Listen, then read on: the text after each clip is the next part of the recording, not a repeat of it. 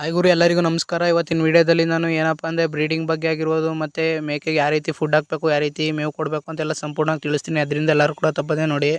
ನೋಡ್ತಾ ಹೋದು ಇಲ್ಲಿ ನಾವು ಎಕ್ಸಾಂಪಲ್ಗೆ ಒಂದು ಸ್ವಲ್ಪ ಮೇಕೆಗಳು ತೋರಿಸ್ತಾ ಹೇಳ್ತಾ ಹೋಗ್ತೀನಿ. ನೋಡ್ತಾ ಇರ್ಬೋದು, ಇಲ್ಲಿ ನೋಡ್ತಾ ಇರೋದು ಯಾವ ರೀತಿ ಆಡು ಮತ್ತು ಆಡುಮರುಗಳು ಎಲ್ಲ ಯಾವ ರೀತಿ ಅವೆ ಅಂತ. ಇಲ್ಲಿ ನೋಡ್ತಾ ಹೋದು ಇಲ್ಲೊಂದು ಬ್ರೀಡಿಂಗ್ ವಾತಾನೂ ಐತೆ. ಫಸ್ಟ್ ನಾವು ಬ್ರೀಡಿಂಗ್ ಬಗ್ಗೆ ತಿಳ್ಕೊಳ್ಳೋದ ಬನ್ನಿ. ನಾವು ಏನಪ್ಪ ಅಂದರೆ ಬ್ರೀಡಿಂಗಲ್ಲಿ ದೊಡ್ಡ ಮೇಕೆ ಇರ್ಬೋದು, ಒಂದು ವರ್ಷ ಒಂದೂವರೆ ವರ್ಷ ದೊಡ್ಡದು ವಾತ್ ಮರಿ ಇರಬೇಕು. ಲೆಂತ್ ಹೈಟ್ ಎಲ್ಲ ಚೆನ್ನಾಗಿದ್ದೆ ಆರೋಗ್ಯವಾಗಿದ್ದರೆ ನಮಗೆ ಉತ್ತಮವಾದ ಮರಿಗಳು ಬರ್ತವೆ ಅಂತ ಹೇಳ್ತೀನಿ. ಆಡಿಗೆ ನೋಡ್ತಾ ಹೋದು ಇಲ್ಲಿ ಮರುಗಳು ಯಾವ ರೀತಿ ಬಂದವೆ ಅಂತ. ಒಂದು ಸ್ವಲ್ಪ ಚುಟ್ಟ ಬಂದವೆ. ಏನಕ್ಕೋಸ್ಕರಪ್ಪ ಅಂದರೆ ನಾವು ಮೊದಲು ಸಣ್ಣ ಮಾತದಲ್ಲಿ ಆ ರೀತಿ ಎಲ್ಲ ಬ್ರೀಡಿಂಗ್ ಮಾಡಿಸಿದ್ರೆ ನಮಗೆ ಮರುಗಳು ಅಷ್ಟು ಲೆಂತು ಹೈಟು ಚೆನ್ನಾಗಿ ಬರೋಲ್ಲ ಅಂತ ಹೇಳ್ತೀನಿ. ಅದರಿಂದ ಎಲ್ಲರೂ ಕೂಡ ಬ್ರೀಡಿಂಗ್ ಮಾಡಿಕೊಳ್ಳಿ ಅಂತ ಹೇಳ್ತೀನಿ. ಮತ್ತು ಇನ್ನೊಂದೇನಪ್ಪ ಅಂದರೆ ಇಲ್ಲಿ ನೋಡ್ತಾ ಹೋದಿ ಎರಡು ಮರಿಗಳು ತಂದಿರೋವು ಈಗ ನಮಗೆ ಇಲ್ಲಾಂದ್ರೂ 8,500 ಸಾವಿರ ಬಿದ್ದು ಆ ರೀತಿ ತಂದವೆ. ಏನಕ್ಕೋಸ್ಕರ ಹೇಳ್ತಾನೆ ಅಂದರೆ ನಮಗೆ ಏನಿದ್ರು ಮನೆಯಲ್ಲಿ ಆಡು ಅಲ್ಲಿ ಮರಿ ಹಾಕ್ಸಿದ್ರೆ ಲಾಭ.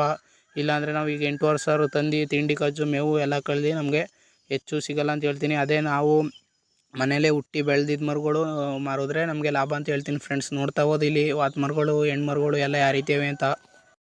ಇನ್ನೊಂದೇನಪ್ಪ ಅಂದರೆ ನಾವು ಈ ರೀತಿ ಮೇಯೋಕ್ಕೆಲ್ಲ ಹೊರಗಡೆ ಬಿಡ್ತೀವಿ. ಆಗ ನಮಗೆ ಅಷ್ಟು ಮೇವು ಕಟ್ಟಬೇಕು ಅನ್ನೋದೇನು ಇರೋಲ್ಲ. ಒಂದು ಸ್ವಲ್ಪ ಏನಾದ್ರು ಕಟ್ಟಿದ್ರೆ ಸಾಕು. ಆದರೆ ಇನ್ನು ಒಬ್ಬೊಬ್ರು ಏನಪ್ಪ ಅಂದರೆ ನಮಗೆ ಜಾಗ ಇರೋಲ್ಲ ಮೇಯಕ್ಕೆ ಬಿಡೋಕ್ಕೆ, ಏನು ಮಾಡೋದು ಬ್ರೋ ಅಂತ ಇದು ಮಾಡ್ತಾಯಿರ್ತಾರೆ. ಏನಪ್ಪ ಅಂದರೆ ಅವ್ರಿಗೆಲ್ಲರಿಗೂ ಸೂಪರ್ ನೇಪರ್ ಆಗಿರ್ಬೋದು, ಈ ನೆಲ್ಲೂಲ್ ಆಗಿರ್ಬೋದು, ಇವೆಲ್ಲನೂ ನಾವು ಕಟ್ಟಿ ಇದು ಮಾಡಿದ್ರೆ ಸಾಕಾಯ್ತದೆ. ಆದರೆ ಇನ್ನೊಂದು ಏನಪ್ಪ ಅಂದರೆ ಮೇನು ಸೈಲೇಜ್ ಮಾಡ್ಕೊಂಡ್ರೆ ಇನ್ನೂ ಉತ್ತಮ. ಸೈಲೇಜಲ್ಲಿ ಒಳ್ಳೆ ಪ್ರೋಟೀನ್ ಎಲ್ಲ ಸಿಗೋದ್ರಿಂದ ಚೆನ್ನಾಗಿ ಬೆಳವಣಿಗೆನೂ ಆಯ್ತವೆ ಅಂತ ಹೇಳ್ತೀನಿ. ಮತ್ತು ಇಲ್ಲಿ ನೋಡ್ತಾ ಹೋದು ಜಾಗ ಇದ್ದರೆ ನಿಮಗೆ ಮೇಯೋಕ್ಕೆ ಒಂದು ಅರ್ಧ ಗಂಟೆ 1 ಗಂಟೆ ಈ ರೀತಿ ಮೇಯಕ್ಕೆ ಬಿಟ್ಟು ಮೇಯಿಸಿದ್ರೆ ನಮ್ಗೆ ಇನ್ನೂ ಉತ್ತಮವಾಗಿ ಬೆಳವಣಿಗೆ ಬರ್ತವೆ ಅಂತ ಹೇಳ್ತೀನಿ ಫ್ರೆಂಡ್ಸ್. ಮತ್ತು ಇನ್ನೊಂದೇನಪ್ಪ ಅಂದರೆ ನಾವು ಫುಡ್ ಏನೇನು ಹಾಕ್ಬೋದು ಅಂತ ಹೇಳ್ತೀನಿ ಬನ್ನಿ. ಇಲ್ಲಿ ನೋಡ್ತಾ ಇರ್ಬೋದು ಡೈಲಿ ಮೇವಿಗೆ ಈ ರೀತಿ ಸೂಪರ್ ನೇಪಿಯರ್ ಕಟ್ ಮಾಡಾರು ಹಾಕ್ಬೋದು. ಇಲ್ಲ ನಾವು ಅದೇ ರೀತಿ ಸಲ ತಂದು ಆಡಿಗೆ ಕಟ್ತೀನಿ ಅಂದ್ರೂ ಓಕೆ. ಯಾವ ರೀತಿ ಮಾಡಿದ್ರೂ ನಮಗೆ ಏನು ಪ್ರಾಬ್ಲಮ್ ಆಗೋಲ್ಲ ಅಂತ ಹೇಳ್ತೀನಿ. ಮತ್ತು ಅದಾದಮೇಲೆ ರಾಗಿ ಕಡ್ಡಿ, ನಾವು ರಾಗಿ ಕಡ್ಡಿನೂ ಕೂಡ ಕಟ್ ಮಾಡಿ ಹಾಕೋರು ಸರಿ. ಇಲ್ಲ ಅದೇ ರೀತಿ ಹಗ್ಗದಲ್ಲಿ ಕಟ್ತೀನಿ ಅಂದ್ರೂ ಏನೂ ಇಲ್ಲ ಪ್ರಾಬ್ಲಮ್ಮು. ಮತ್ತು ಈ ರೀತಿ ನಾವೆಲ್ಲ ಆದಮೇಲೆ ನೆಲ್ಲುಲು ಈ ಭತ್ತದ ಹುಲ್ಲು ಇದು ಅದು ರಾಗಿ ಕಡ್ಡಿ, ಅದರಿಂದ ಎರಡನ್ನೂ ತೋರಿಸ್ತಾನೆ. ಈ ಎರಡನ್ನೂ ಕೊಟ್ಟರೆ ಇನ್ನೂ ಉತ್ತಮ ಅಂತ ಹೇಳ್ತೀನಿ ಫ್ರೆಂಡ್ಸ್. ಇನ್ನೊಂದು ಮೇನ್ ಫುಡ್ ಯಾವುದಪ್ಪ ಅಂದರೆ ಸೈಲೇಜು. ಅದು ನಾವು ಮಾಡಿಲ್ಲ. ಏನಕ್ಕೋಸ್ಕರ ಈ ರೀತಿ ನಾವು ಹೊರಗಡೆ ಬಿಟ್ಟು ಎಲ್ಲ ಮೇಯಿಸೋದ್ರಿಂದ ಸೈಲೇಜ್ ಮಾಡಿಲ್ಲ. ಏನಪ್ಪ ಅಂದರೆ ನೀವು ಒಂದೇ ತಾವು ಕಟ್ ಮೇಯಿಸ್ತೀನಿ ಅಂದರೆ ಸೈಲೇಜ್ ಮಾಡಿ ಉತ್ತಮ ಅಂತ ಹೇಳ್ತೀನಿ. ಆಗ ಪ್ರೋಟೀನ್ ಆಗಿರೋದೆಲ್ಲ ಚೆನ್ನಾಗಿ ಸಿಗುತ್ತೆ ಸೈಲೇಜ್ ಮೇವು. ಮತ್ತು ನಿಮಗೂ ರಿಸ್ಕ್ ಇರೋಲ್ಲ. ಸೈಲೇಜು ಒಂದೊಂದು ಬಾಂಡಿ ಸುರ್ಕೊಂಡ್ರೂ ಸಾಕು ಅಂತ ಹೇಳ್ತೀನಿ ಫ್ರೆಂಡ್ಸ್.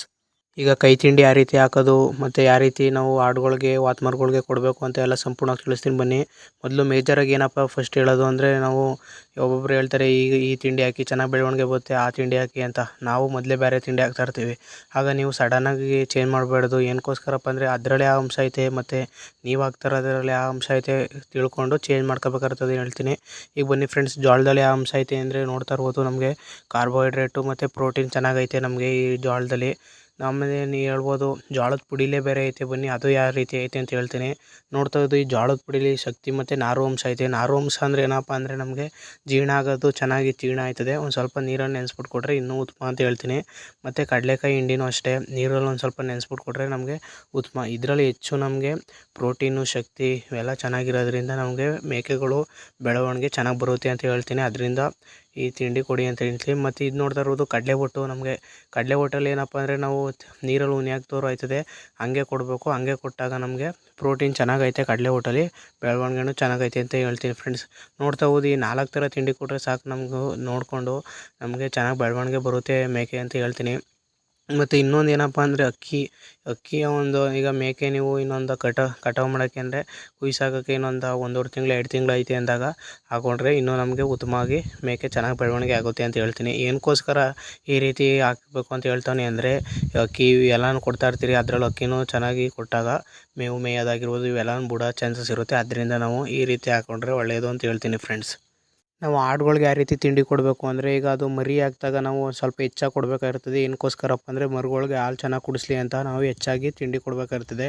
ಮತ್ತು ಇನ್ನೊಂದು 3 ತಿಂಗಳಾದಮೇಲೆ ನಾವು ಏನು ಮಾಡಬೇಕು ಅಂದರೆ ಆಗ ಒಂದು ಸ್ವಲ್ಪ ಕಡಿಮೆ ಮಾಡ್ತಾ ಬರಬೇಕಾಗಿರ್ತದೆ. ಏನಕ್ಕೆ ಅಂದರೆ ಈಗ ಮರಿಗಳು ಮೇಯ್ತಾ ಇರ್ತವೆ, ಆಗ ಅವು ತಿಂಡಿ ತಿನ್ನೋಕೆ ನಿಂತಿರ್ತವೆ. ಆಗ ಹಾಲು ಬಿಡಿಸ್ಬಿಟ್ಟು ನಾವು ಕ್ರಾಸಿಂಗ್ ಮಾಡಿಸ್ಬೇಕಾಗಿರ್ತದೆ ಕೈಲಿ. ಆಗ ನಾವು ಆಡಿಗೆ ಒಂದು ಸ್ವಲ್ಪ ಕೊಡಬೇಕು. ಏನಕ್ಕೋಸ್ಕರಪ್ಪ ಅಂದರೆ ಚರ್ಬಿ ಎತ್ಕೊಬಿಟ್ರೆ ಗರ್ಭಕೂಸದಲ್ಲಿ ಇನ್ನು ಹಬ್ಬ ಆಗೋಲ್ಲ. ಅದರಿಂದ ಹೇಳ್ತಾನೆ ಯಾವುದೇ ಕಾರಣಕ್ಕೂ ಆ ರೀತಿ ನೀವು ಮಾಡ್ಕೋಬೇಡಿ.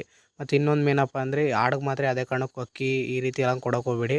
ಏನಕ್ಕೋಸ್ಕರಪ್ಪ ಅಂದರೆ ಚರ್ಬಿ ಬೆಳ್ಕೊಂಡ್ರೆ ಇನ್ನು ಪಲ್ಲಲ್ಲಿ ನಿಂತ್ಕೊಳ್ಳೋದು ಕಷ್ಟ ಆಯ್ತದೆ ಅಂತ ಹೇಳ್ತೀನಿ ಫ್ರೆಂಡ್ಸ್. ಮತ್ತು ನಾವು ಆತ್ಮರುಗಳ್ಗೆ ಯಾವ ರೀತಿ ಕೊಡಬೇಕು ನಾವು ತಿಂಡಿ ಅನ್ನೋದಾದರೆ ಈಗ ಒಂದು ವರ್ಷಕ್ಕೆ ನಾವು ಕೊಯ್ದಾಕ್ತೀವಿ ವಾತ್ಮರ್ಕೊಳ ಬೆಳೆಸ್ಬಿಟ್ಟು ಅಂದರೆ ಅವಕ್ಕೆ ಬೆಳಗ್ಗೆ ಸಂಜೆ ಆ ರೀತಿ 2 ಟೈಮು ತಿಂಡಿ ಕೊಡಿ. ಏನಕ್ಕೋಸ್ಕರಪ್ಪ ಅಂದರೆ ಬೇಗ ಬೆಳವಣಿಗೆ ಬರುತ್ತೆ. ನಾವು ರಾತ್ರಿ ಹೊತ್ತು ಡ್ರೈ ಮತ್ತು ಬೆಳಗ್ಗೆ ಹೊತ್ತು ಸ್ವಲ್ಪ ನೆನೆಸ್ಬಿಟ್ಟು ತಿಂಡಿ ಕೊಟ್ಟರೆ ಉತ್ತಮ. ಆದರೆ ನೆನೆಸ್ಬಿಟ್ಟು ಹೆಚ್ಚು ಹೊತ್ತು ಮಡ್ಗಕ್ಕೆ ಹೋಗಬೇಡಿ. ಏನಕ್ಕೋಸ್ಕರ ಅಂದರೆ ಹುಳ ಆ ರೀತಿ ಎಲ್ಲ ಬೀಳೋ ಚಾನ್ಸಸ್ ಇರುತ್ತೆ ಅಂತ ಹೇಳ್ತೀನಿ. ಈ ರೀತಿ ನಾವು ಮೇವು ಕೊಟ್ಟು ತಿಂಡಿ ಕಟ್ಕೊಂಡು ಮೇವು ಕೊಟ್ಕೊ ಹೋದರೆ ಚೆನ್ನಾಗಿ ಉತ್ತಮವಾಗಿ ಬೆಳವಣಿಗೆ ಬರುತ್ತೆ ಅಂತ ಹೇಳ್ತೀನಿ ಫ್ರೆಂಡ್ಸ್. ಇನ್ನೊಂದೇನಪ್ಪ ಅಂದರೆ ನೀವು ಒಂದೇ ಸತಿಗೆ ತಿಂಡಿ ಜಾಸ್ತಿ ಕೊಡೋದು ಇಲ್ಲ ಒಂದೇ ಸಲ ಕಡಿಮೆ ಮಾಡೋದು ಆ ರೀತಿ ಎಲ್ಲ ಮಾಡೋಕ್ಕೆ ಹೋಗಬೇಡಿ. ಏನಕ್ಕೋಸ್ಕರಪ್ಪ ಅಂದರೆ ಯಾವ ರೀತಿ ಕಂಟಿನ್ಯೂಸ್ ಕೊಡ್ತೀರಿ ಅದೇ ರೀತಿ ಕಂಟಿನ್ಯೂಸ್ ಕೊಡ್ತಾಯಿರಿ. ಮೇಕೆ ಬೆಳವಣಿಗೆ ಆದಂಗೆ ಒಂದೊಂದು ಸ್ವಲ್ಪ ಹೆಚ್ಚಾಗಿ ಕೊಡ್ತಾ ಹೋದರೆ ನಮಗೆ ಸಾಕು. ಅದು ಬಿಟ್ಬಿಟ್ಟು ಒಂದು ದಿವಸ ಹೆಚ್ಚಾಗಿ ಕೊಟ್ಬಿಡೋದು, ಆಗ ಹೊಟ್ಟೆ ಉಬ್ರಿಸ್ಕೊಳ್ಳೋದಾಗಿರ್ಬೋದು ಇಲ್ಲ ಲೂಸ್ ಮೋಷನ್ ಆಗಿರ್ಬೋದು ಈ ರೀತಿ ಆಗೋ ಚಾನ್ಸಸ್ ಜಾಸ್ತಿ ಇರುತ್ತೆ ಅಂತಲೇ ಹೇಳ್ತೀನಿ. ಇಷ್ಟು ನಾನೀಗ ಒಂದು 4-5 ವೀಡಿಯೋ ಬಿಟ್ಟಿರೋವೆಲ್ಲ ನೀವು ಚೆನ್ನಾಗಿ ಶಾರ್ಟ್ ವೀಡಿಯೋದಲ್ಲಿ ಮತ್ತು ಲಾಂಗ್ ವೀಡಿಯೋದೆಲ್ಲ ನೋಡಿ ನೀವು ಮೇಕೆಗಳು ಸಾಕ್ಬೋದು. ನಾನು ಇನ್ನೊಂದೇನಪ್ಪ ಹೇಳೋದು ಅಂದರೆ ಮಾರ್ಕೆಟಿಂಗ್ ಬಗ್ಗೆ ಒಂದು ಸ್ವಲ್ಪ ತಿಳ್ಕೊಳ್ಳಿ.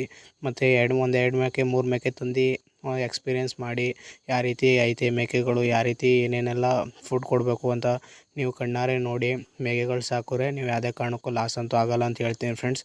ಈ ವಿಡಿಯೋ ಇಷ್ಟ ಆದರೆ ಮತ್ತು ಸಬ್ಸ್ಕ್ರೈಬ್ ಆಗಿ ಮತ್ತು ನಿಮ್ಮ ಫ್ರೆಂಡ್ಸ್ ಯಾರೇ ಮೇಕೆ ಸಾಕಾಣಿಕೆ ಮಾಡಬೇಕು ಅಂದರೆ ಅವ್ರಿಗೂ ಶೇರ್ ಮಾಡಿ ಅಂತ ಹೇಳ್ತೀನಿ. ಈ ವಿಡಿಯೋ ಮುಕ್ತಾಯಗೊಳಿಸುತ್ತಿದ್ದೀನಿ. ಎಲ್ಲರಿಗೂ ಧನ್ಯವಾದಗಳು ಫ್ರೆಂಡ್ಸ್.